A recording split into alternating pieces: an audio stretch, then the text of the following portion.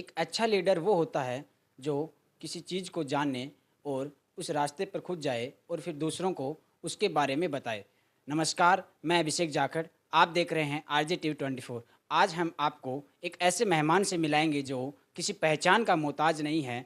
आज एक ऐसे युवा लीडर से मिलाएंगे जो कि युवाओं के लिए, छात्रों के लिए हमेशा आवाज़ मुखर करता है। एक ऐसे युवा लीडर से मिलाएंगे जो प्रदेश भर के, देश भर के युवाओं के लिए यूथ आइकॉन भी है। वो कोई और नहीं, भरत जी बेनीवाल हैं। नमस्कार भरत जी, आपका आरजे टीवी 24 की खास सीरीज में स्वागत है।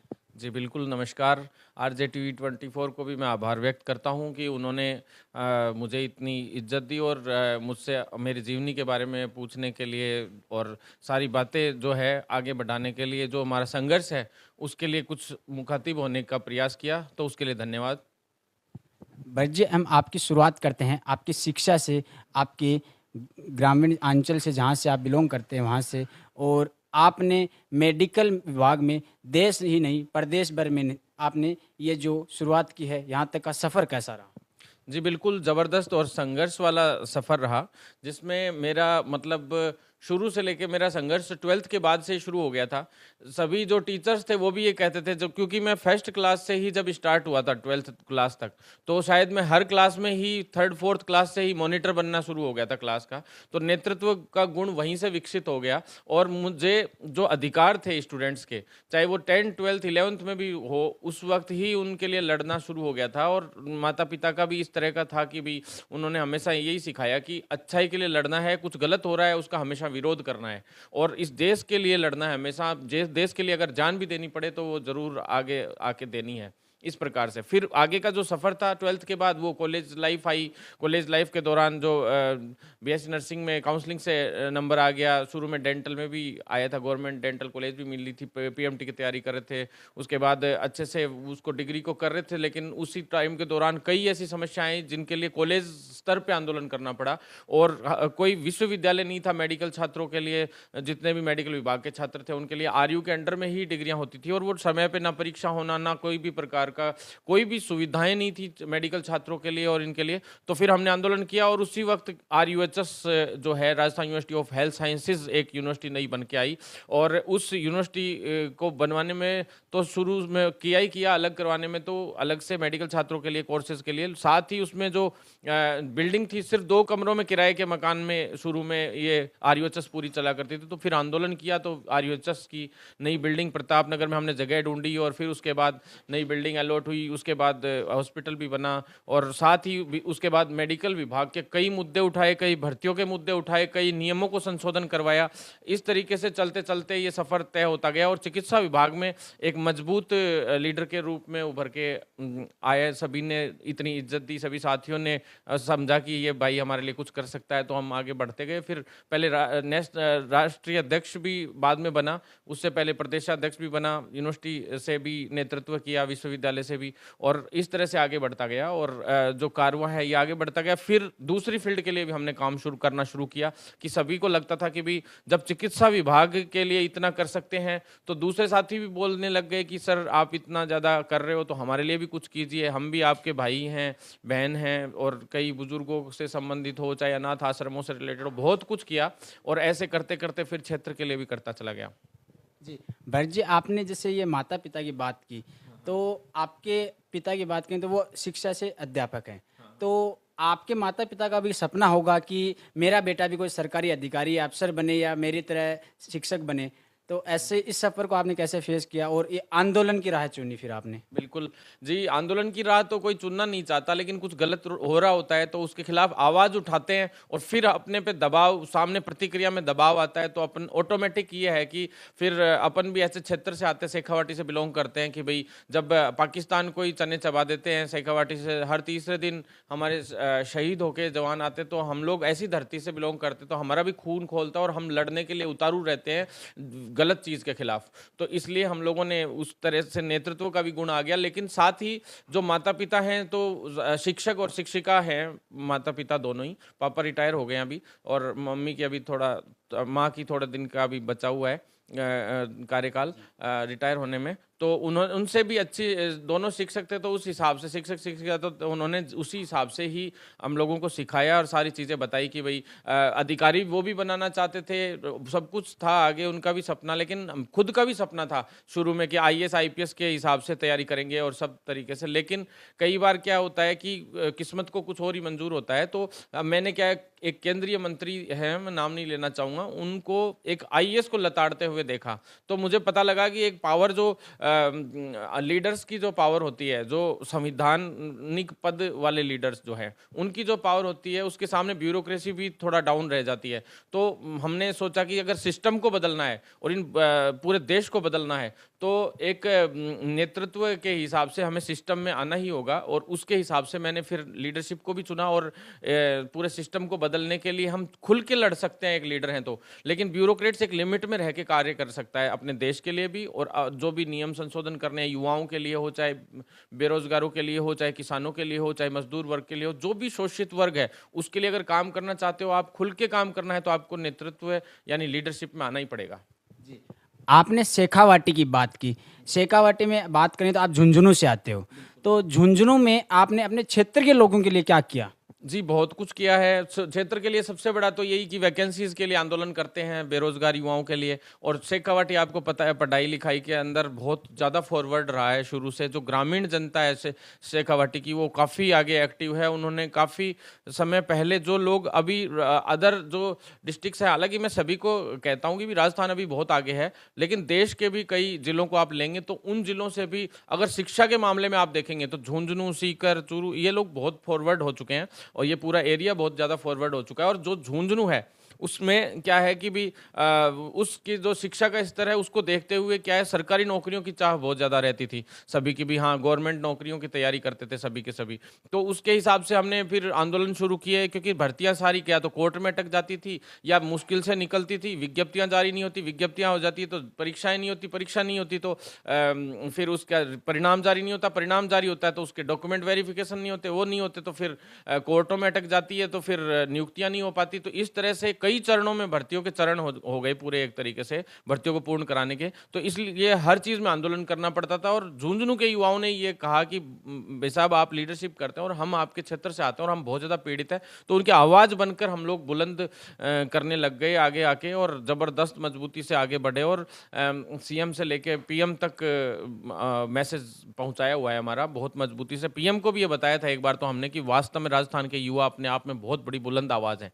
इस तरीके से लड़ाइयाँ आगे बढ़ाई और बड़े स्तर पे हम लोगों ने आंदोलन में सफलता भी हासिल की। आज तक कोई भी आंदोलन असफल नहीं रहा हमारा, लगभग कोई एक आध आंदोलन को छोड़ के लगभग सारे आंदोलन सफल रहे हैं।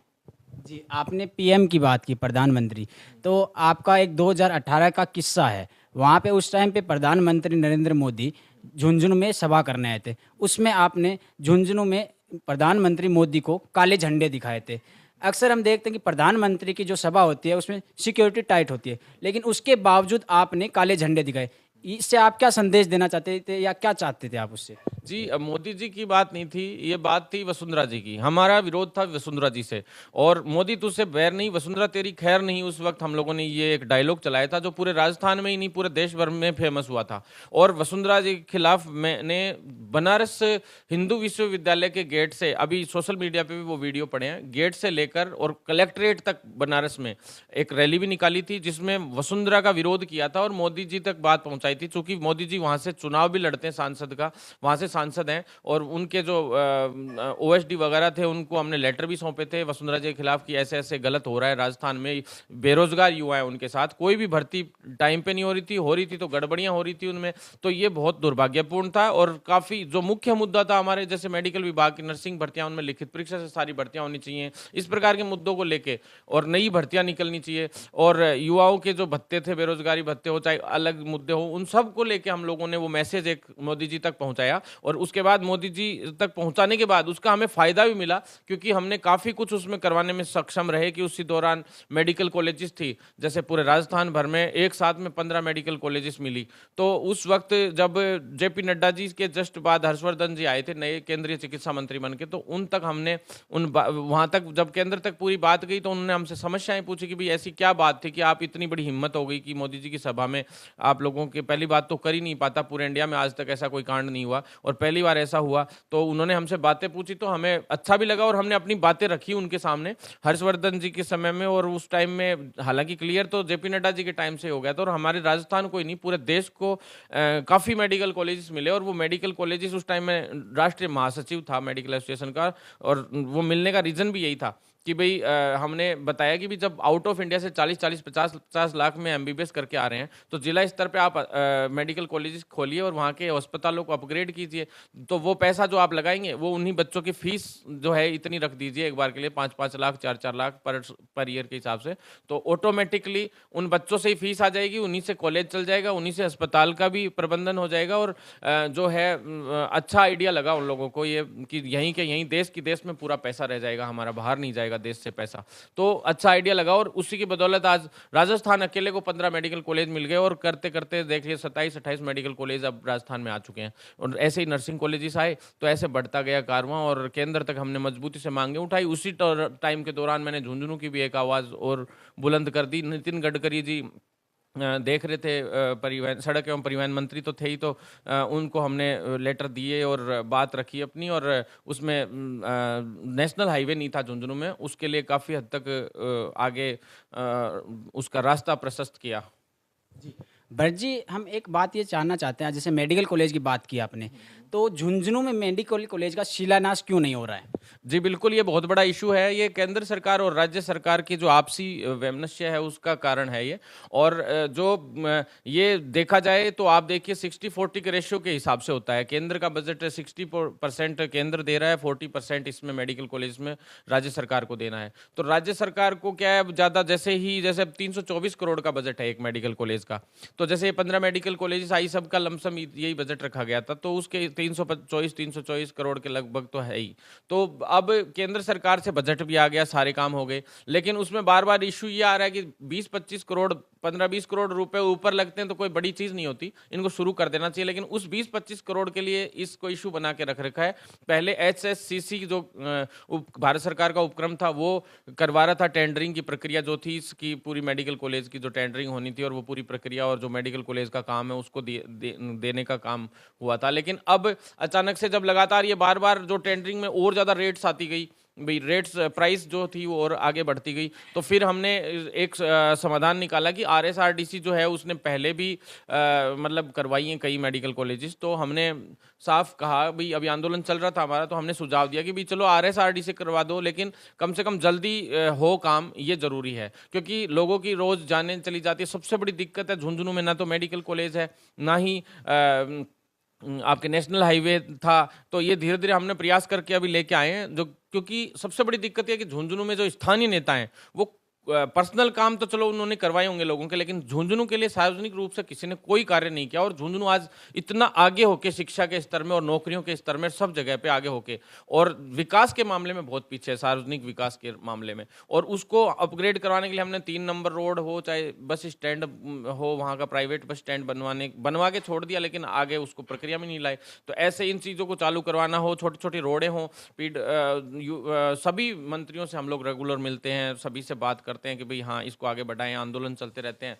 तो काफ़ी हद तक इसमें हम काफ़ी कुछ करवाने में सक्षम भी रहे हैं और लगे हुए हैं इसी के प्रयास में कि झुंझुनू का विकास हो, बहुत आगे बढ़े। क्योंकि लोग कहेंगे कि भाई खुद के क्षेत्र का विकास नहीं करवा सकते तो बाहर क्या करवाएंगे आप लोग।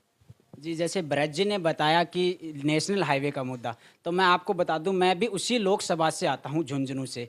तो फतेहपुर से झुंझुनू जहां जाते हैं तो वहां पे स्टेट हाईवे वो भी पूरा तैयार बना हुआ नहीं है।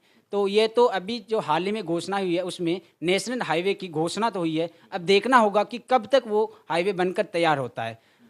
ब्रज जी, अब हमारा अगला सवाल ये है कि हाल ही में आपने जो लास्ट आंदोलन किए थे मेडिकल विभाग के लिए, क्योंकि आप मेडिकल में आंदोलन से निकले हुए नेता हो एक, तो मैं ये जानना चाहता हूं कि आपने जो हाल ही में सीएचओ, पैरा मेडिकल और अन्य जो विभागों की आंदोलन किए थे, उसका परिणाम क्या निकला? जी बहुत अच्छे परिणाम है। अपने कम्युनिटी हेल्थ ऑफिसर यानी सीएचओ की जो भर्ती है राजस्थान में 7810 पदों की, उसके अलावा दूसरा मेडिकल ऑफिसर की 2000 पदों पे भर्ती, पैरामेडिकल स्टाफ की जो भर्तियां हुई लगभग 2300-2400 भर्तियां हैं टोटल मिला के, रेडियोग्राफर और लैब टेक्नीशियन दोनों की, और साथ ही प्रयोगशाला सहायक की। उसके अलावा जो भर्ती है राजस्थान में अब तक एक भी भर्ती आप बता दो जो चालू भी हुई है या चालू हुई है तो रद्द हो गई, और रद्द हुई है तो उनमें पेपर लीक के या इस तरह के लफड़े आ गए और सारी अटकी पड़ी हैं। कोई भी भर्तियां आगे नहीं बढ़ पाई है, नए लोगों को अब तक रोजगार नहीं दे पाई है सरकार।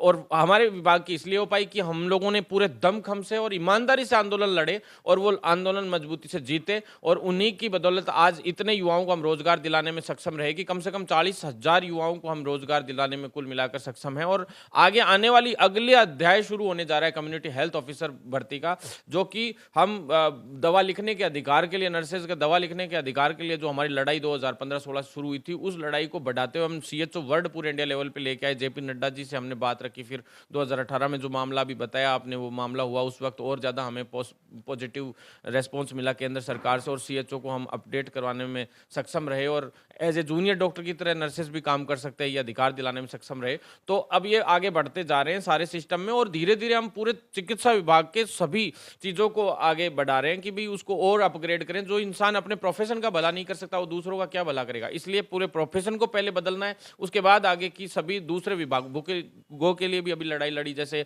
रीट भर्ती थी, उसमें बड़ा आंदोलन, लोगों ने कहा कि हम आंदोलन कर रहे हैं, लेकिन सच्चाई है कि जो एफआईआर दर्ज कराने वाला तक कोई नहीं था। एसओजी में मुकदमा भी मैंने कोर्ट से जाके करवाया था, काफी सबूत दिए, जो कांस्टेबल पकड़े गए थे वो और बत्ती लाल वाले वो सारी ले जाके पूरे सबूत दिए, सीबीआई तक के लिए जांच के लिए मैंने ही कोर्ट में लगा रखा, बाकी किसी ने नहीं लगा रखा, कोई एक दो लोगों ने और लगा रखा है, वकील साहब हैं जो उन्होंने, बाकी कुछ नहीं। रीट में भी लोगों ने सिर्फ मुद्दा बना दिया, वो आगे नहीं बढ़ा पाए।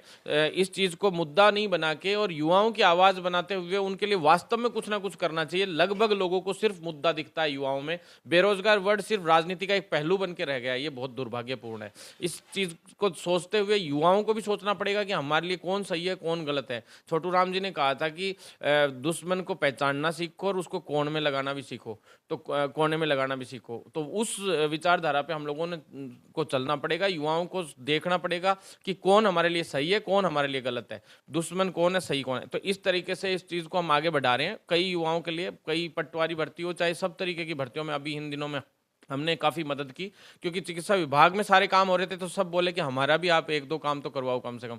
तो मेरी खुद की फैमिली में भी भाई भी रीट की तैयारी कर रहा था, तो हम लोगों ने इन मुद्दों में भी कूदना समझा, बाकी उचित समझा, और बाकी आगे की नई जो भर्तियां हैं उनको भी हम बहुत जल्द लेके आ रहे हैं। इस अगले महीने में काफ़ी विज्ञप्तियां चिकित्सा विभाग की जारी होंगी, उन्हीं के लिए हम संघर्षरत हैं अभी। और काफ़ी अलग से जो सैलरी के इशू हैं, चाहे चिकित्सा विभाग के जैसे बहुत कम सैलरी मिलती है कई जैसे संविदा कर्मी हों, चाहे प्राइवेट सेक्टर में हॉस्पिटल्स हों, उनमें सब में इस तरह के कई मुद्दे हैं। लिखित परीक्षा से भर्तियाँ होनी चाहिए सारी की सारी, इसके लिए एक नया नियम जारी करवा रहे हैं। सारा जो है हमारे काफ़ी मुद्दे हैं, उनको लेके हम लोग लगातार संघर्ष कर रहे हैं। और हमारी टीम भी अभी आज की तारीख में पूरे इंडिया लेवल पे शायद जैसे एनएसयूआई और एबीवीपी होती हैं, इस तरह से अगर देखा जाए तो स्टूडेंट विंग के हिसाब से सबसे पावरफुल टीम आज की तारीख में पूरे इंडिया लेवल पे हमने तैयार कर दी है।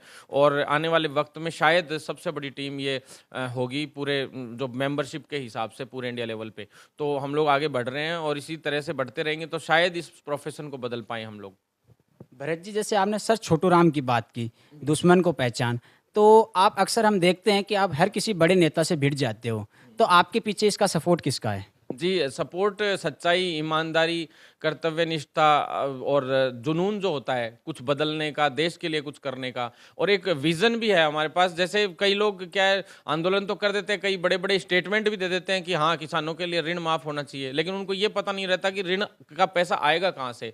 बेरोजगारों के लिए ये भत्ता होना चाहिए, लेकिन भत्ते का पैसा आएगा कहाँ से सरकार के पास। तो हम वो विज़न भी रखते हैं कि किस तरह से वो पैसा आएगा और किस तरह से युवा बेरोजगारों को आप जैसे किसानों को ऋण के लायक ही मत बनाओ ना आप, कि ऋण ले ही क्यों, किसान को इतना काबिल ही बना दो ना कि उसको ऋण लेने की कभी जरूरत ही नहीं पड़े। तो इस तरह का विजन हम लोगों को रखने पड़ेंगे, और जो सच्चाई और ईमानदारी से जो है लड़ने की, जो अंदर से जो अपने आप उठनी चाहिए भबक कि भाई हाँ सच में कुछ करना है हमें अपने देश के लिए, किसानों के लिए, युवाओं के लिए, मजदूर वर्ग के लिए, शोषित वर्ग के लिए, कर्मचारी वर्ग के लिए, सबके लिए, महिलाओं के लिए तो खासकर, क्योंकि महिलाओं के साथ बहुत ज़्यादा गड़बड़ इन दिनों में कई जगह पे हो रही है। और इसके लिए भी हमने एक स्पेशल स्क्वाड बनाई है, जिससे मजबूती से वो स्क्वाड अब आगे चल के पुलिस चाहे न्याय करे न करे, लेकिन वो स्क्वाड हम लोगों की ऐसी बना रहे हैं कि डायरेक्ट न्याय करने के लिए हम लोग जैसा भी जो भी कदम उठाना पड़ेगा हमारे तरीके से तैयार रहेंगे। जैसे भरत जी की बात करें तो ये हर किसी आंदोलन को उठाने के लिए आगे तैयार रहते हैं। ऐसे ही एक नेता हैं अपने प्रदेश में कामरेड अमराराम, जो हर एक चीज़ को आवाज़ उठाने के लिए बेबाक तरीके से सामने आते हैं। भरत जी, अब हम आपसे ये जानना चाहते हैं, आप 2023 में स्टूडेंट से निकल के, छात्र राजनीति से निकल के आप क्षेत्रीय राजनीति में कब आओगे? जी देखिए, छात्र राजनीति भी राजनीति नहीं कह सकते, अब तक राजनीति में आए नहीं हैं, क्योंकि राजनीति है कुर्सी हथियाने का एक जरिया, और लीडरशिप है नेतृत्व करने वाला व्यक्ति जो अधिकारों के लिए लड़ाई लड़े, शोषित वर्ग के अधिकारों को दिलाने के लिए जो लड़ाई लड़े, वो है असली लीडर। और राजनीतिज्ञ वो है जो सिर्फ कुर्सी हथियाने का काम करे, कैसे भी राजनीति कर आगे।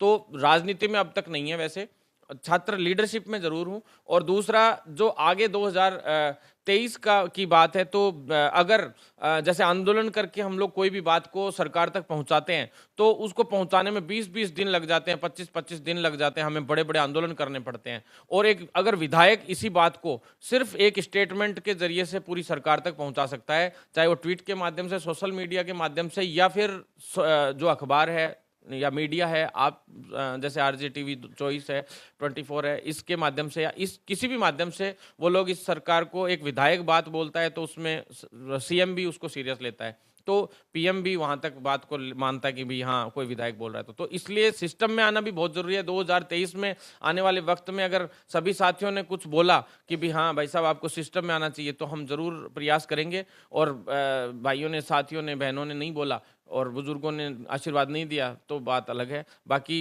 लगभग तो जिस हिसाब से काम कर रहे हैं सभी यही कहते हैं कि आप जैसे युवाओं को सिस्टम में होना चाहिए, जिससे पूरा सिस्टम भी बदलेगा और देश भी बदलेगा, देश का विकास का जो स्तर है वो भी स्पीडली बढ़ेगा। जैसे भरत जी ने बताया कि युवाओं ने बोला तो आएंगे, मैं आपको एक चीज़ बता दूं कि एक स्टूडेंट लीडर होता है, उसको तो किसी राजनीतिक तरीके से दबाया दी जाता है, लेकिन अगर कोई वहीं पे विधायक होता है तो उसको सही तरीके से सुना भी जाता है।